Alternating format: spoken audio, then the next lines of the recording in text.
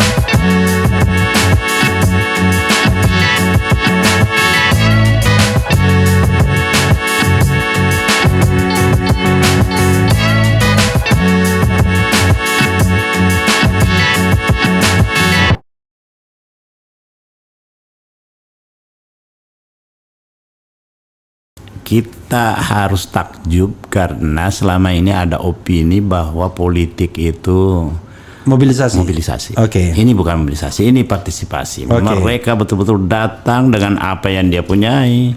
Kostum yang dia gunakan pun tidak ada dress code yang kita tentukan. Di deploy ya? Enggak. Tidak ada. Pokoknya mereka pakai apa aja gitu. Mereka pakai apa aja, partai silakan Oke. pakai sesuai dengan identitas partainya masing-masing, relawan dengan identitas relawannya masing-masing, masyarakat umum dengan pakaiannya masing-masing, tidak ada.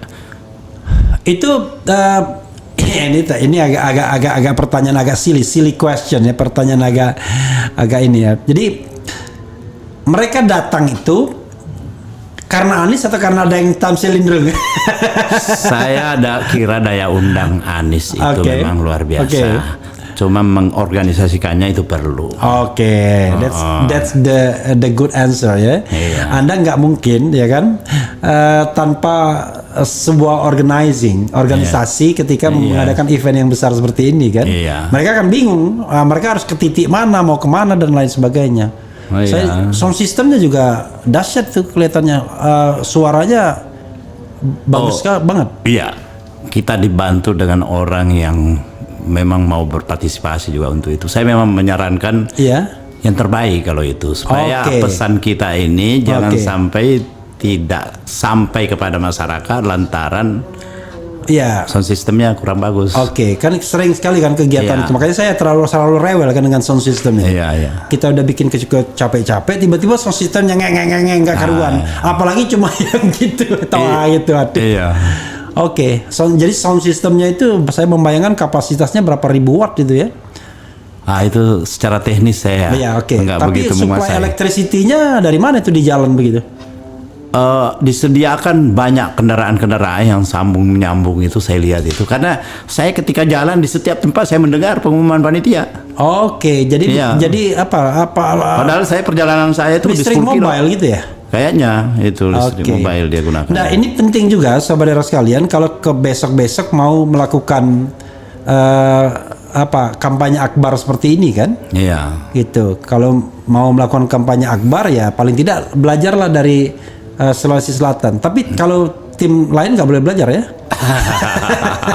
Khusus tim Anies saja yang khusus belajar. tim Anies. Kita siap untuk jadi konsultannya. Oke. Oke, Daeng. Oke. Ada yang mau disampaikan terakhir soal ini, nanti sebelum saya tanya soal-soal lain yang penting juga. Karena bagaimanapun the last Anda bikin kegiatan gede, yang penting kan Anies menang. Kalau Anies nggak menang kan susah juga gitu. Oke, silakan. Ya, dan ini saya kan sampai sekarang ini masih harus kembali ke sana. Jadi saya datang ke sini ini karena ada rapat. Saya kebetulan pimpinan Badan Akuntabilitas Publik. Oh, DPD. Ya. Dan memang saya diberitahu juga bahwa kangen juga sama Mas Repli ini, enggak ini ya udah. Makanya diagendakan oleh Mas Jusman. Udah boleh kita ke sana sekalian. Udah lama enggak pernah ke lantai 3. Apakah saya ngos-ngosan kayak Habib Abu Bakar Al-Habsyi atau tidak? Karena saya lihat dia itu Tapi BTW Daeng sekarang sudah ke partai lagi nggak? Belum?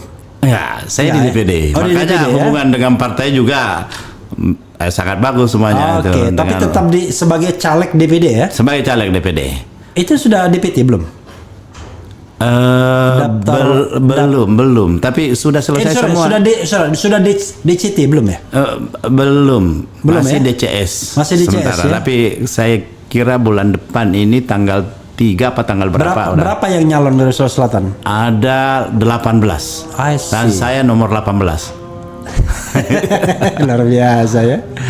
Kalau nomor 8 PKS itu nomor 8. Tinggal tandem itu. Tapi partai yang paling populer di sana Pak, Golkar masih. Ini nggak enak nih kalau saya. Nggak, maksudnya paling banyak yang pemilu kemarin bukan sekarang. Kalau pemilu kemarin ya. Ya. Pemilu kemarin untuk Sulsel masih Golkar nomor 1, tapi selisih sedikit. Oke. Bahkan jumlah kursinya saya kira sama. Cuman perolehan suaranya yang beda. Oke. Dah, kita jangan ke dalam-dalam ke dapur situ ya. Oke, kita bicara tentang dua hal. Orang nunggu kapten timnas ya. Iya. Ganjar Pranowo ada isu yang berkembang lucu. Iya. Dia sudah bikin SKCK tapi SKCK-nya 2 kan. Ada SKCK Wapres, ada Cawapres. Tapi di antara ketiga calon ini, bacalek lah, baca pres ya, bukan bacalek. Baca pres ini, dia yang secara struktural sudah menentukan kapten timnya. Oh iya. Ketua Kadin, kemudian wakilnya mantan Panglima TNI, wakilnya berikutnya mantan Wakapolri, lalu kemudian anak seorang pengusaha yang juga menteri ya, wakil menteri. Anies Baswedan cuma bikin Baja Amin, tapi itu bukanlah kapten tim, tapi semacam dapur sekretariat saja untuk menggodok dan untuk membuat komunikasi tiga partai ini lancar. Pendapat Daeng dulu. Iya. Karena saya udah tanya Faisal Asgab, tanya tadi Habil Marati. Silakan mungkin aspirasi dari Daeng Tamsil Lindung. Sekarang kan yang selalu dikhawatirkan orang soal kecurangan. Iya. Hanya kecurangan yang bisa mengalahkan Anies Mohaimin. Itu banyak yang bilang begitu ya. Ada banyak yang bilang begitu. Karena itu kapten tim itu harus kita cari yang kira-kira bisa membuat orang nervous untuk mau melakukan kecurangan. Oke. Karena saya detailkan. Kecurangan itu kan tidak mungkin orang per orang, ya kan? Iya, pasti orang per orang. Pasti by design. Sistem. Dan sistem itu biasanya orang yang punya jaringan. Iya. Lawannya orang yang punya jaringan juga. Lawannya harus orang yang punya jaringan. Oke. Iya. So, terus. Iya. Ya, kita melihat dan untuk melengkapi keinginan kita untuk melakukan perubahan, maka yang menjadi kapten itu adalah orang yang selama ini menggaungkan perubahan juga. Oke. Jadi image perubahannya itu juga kuat ya? Image perubahannya kuat. Saya sebenarnya bukan orang yang ngambekan ya? Ya, bukan orang yang ngambekan. Harus orang yang punya spirit yang sama dengan kita untuk melakukan perubahan. Kalau mau dibahasakan oposisi ya dekat-dekat dengan oposisi lah selama ini. Ya, itu yang kita jadi itu kita bicara kriteria ya. Satu, orang yang dekat dengan perubahan, ide perubahan. Yang kedua, orang yang punya jaringan. Ya, terutama jaringan yang bisa menghalangi orang jaringan lain untuk curang. Kita pakai bahasa simbol, tapi kan nggak enak kalau kita spesifik. Yang ketiga apa syarat lain, Daeng? ada syarat lain? Saya kira ketokohannya sendiri. Ketokohannya itu ya, diakui oleh masyarakat. Itu. Ya. Ada juga sih orang punya jaringan tapi ketokohannya kan di bawah diragukan, gitu. Di bawah standar. Ya. Atau dia diam-diam gitu. Diam-diam. Karena intelijen gitu ya. Memang selama ini kita lihat ya kalau bicara tentang perubahan, orang langsung melekat di ingatannya. Oh, sudah itu orangnya. Oke, jadi orang nggak akan pusing lagi. Jadi pusing. Mungkin sobat era sekalian agak ini RH ini mengarang-arangkannya. Enggak, saya ngomong apa adanya dan saya minta pendapat yang paling jujur dari Daeng Tamsil. Lalu, the name is namanya? Ya, saya kira ada beberapa. Yang memenuhi kriteria seperti itu. Ada Pak Yusuf Kalla. Pak Yusuf Kalla. Pak Gatot Nurmantio. Siapa lagi ya? Yang selama ini vokal di pemerintahan, ada Pak Mahfud MD. Mahfud MD. Itu figur-figur yang saya kira kalau itu yang menjadi kapten pemenangan, saya kira itu. Kalau begitu kita mainkan lagi ya. Tadi kita bikin polling dan kelihatannya Pak Gatot unggul, tapi ketika dia dipollingkan dengan Abraham Samad dan Sudirman Said, bikin polling lagi siapa yang paling pas antara in order ya, GN is Yusuf Kalla sama Mahfud MD JKLM. Itu ya anunya ordernya. Ya, kita bikin lagi. Gak apa-apa Daeng, ini kan sekedar untuk melihat bagaimana aspirasi masyarakat. Lalu kita bahas nama-nama ini Daeng. Kenapa kemudian Yusuf Kalla? Orang udah tahu semua dengan Yusuf Kalla, tapi kan orang menganggap Yusuf Kalla ini sudah terlalu senior, apa dia mau jadi mungkin itu salah satu yang menjadi kendala itu, sudah terlalu senior. Selama ini dia dikenal sebagai orang yang vokal juga, yang misalnya orangnya selalu berpegang pada konstitusi, orangnya yang terkenal jujur, dia tidak mau kecurangan-kecurangan itu ada. Itu salah satu, dan dia ketokohannya juga diakui. Itu saya kira. Kalau begitu why Mahfud MD? Karena tokoh ini kan part of the government sekarang. Bahkan to some extent banyak juga itu suara-suara miring terhadap beliau yang dianggap kehilangan idealismenya kita. Sorry Pak Mahfud ya. Katanya yang namanya malaikat pun kalau masuk pemerintahan sekarang bisa jadi iblis. Bisa jadi iblis. Tiba-tiba orang membalikkan omongan itu. Kenapa? Salah satunya karena itu dia berani mengungkapkan apa yang menjadi kenyataan di dalam pemerintahan, meskipun dia ada di situ. Dan dia juga tegas bahwa dia tidak setuju dengan misalnya perpanjangan masa jabatan presiden 3 tahun atau berapa. Ini kan satu-satunya yang ada di pemerintahan ini yang tegas-tegas seperti itu. Dan dia ingin pemilu ini harus dijalankan di tahun 2024 ini.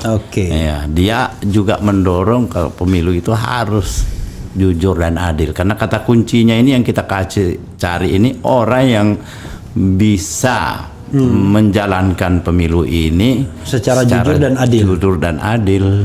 Dan itu saya melihat dalam sisi itu Bang Mahfud ini punya track record.